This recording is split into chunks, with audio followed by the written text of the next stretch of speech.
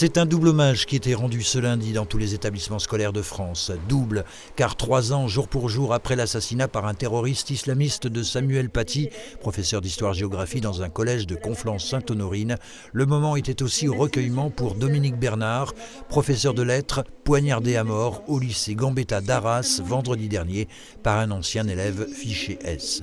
Un temps d'échange et de recueillement était organisé comme ici à l'EREA, l'établissement régional d'enseignement adapté d'Épinal, où consigne avait été donnée de n'interviewer ni même de montrer les visages des élèves et de leurs professeurs, eu égard sans doute au contexte d'urgence attentat en vigueur sur tout le territoire. On a tiré les conclusions encore une fois de cet événement absolument abject et innommable. Donc le degré de réponse a été renforcé. On se doit de protéger avant tout les personnes. Quand on assassine un enseignant, quand on s'en prend à la communauté éducative, c'est à la République qu'on s'attaque. On s'attaque à l'État, on s'attaque au vivre ensemble, on s'attaque à ce qu'on a de plus sacré. Mais comment s'adresser aux élèves? Comment leur parler quelques jours seulement après le drame? Une question que nous avions posée quelques heures auparavant devant les locaux de l'inspection académique des Vosges à ces 2 professeurs et représentants syndicaux. On a ceux qui voudraient que chacun parle de la laïcité avec les élèves. On a aussi des collègues qui se disent désemparés devant certaines réactions d'élèves en fait, qui ne sont pas prêts à affronter ça aujourd'hui. Devoir évoquer ce genre de sujet avec des jeunes, c'est notre métier aussi. Mais quand on est soi-même encore sous le choc, dans la peur, la colère, la sidération aussi de ce qui peut se passer, c'est une question très difficile. Utiliser les mots les plus simples. D'abord penser aux victimes, bien sûr, et puis après rappeler pourquoi les élèves sont là.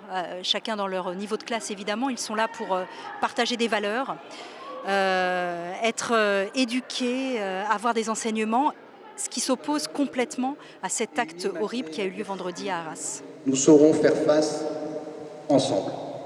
On a peur aujourd'hui quand on est enseignant, quand on est proviseur. La peur, elle est là, mais elle est mesurée, on en a conscience, on a cet esprit de responsabilité-là et on met en place des mesures qui nous permettent de canaliser à la fois cette peur et cette appréhension. Pour les professeurs et responsables d'établissement, une cellule d'écoute téléphonique a été mise en place au niveau du rectorat. Le contexte est anxiogène, mais à l'incompréhension et à la peur s'ajoute aussi la colère. Depuis Samuel Paty, on en parlait ce matin, on a l'impression que non seulement les choses n'ont pas changé, mais elles n'ont pas évolué, elles ont reculé. Les droits des enseignants ont reculé, les conditions d'exercice ont reculé également, on est de plus en plus interpellés, il y a plus en plus de violences subies par les enseignants dans le cadre de leur métier. Je pense que depuis Samuel Paty, déjà, on a fait un gros travail vis-à-vis de la sécurisation des établissements. Vous voyez, dans les consignes qu'on donne aux chefs d'établissement par rapport au PPMS, c'est-à-dire au plan de prévention, notamment par rapport aux intrusions, on a fait un gros travail.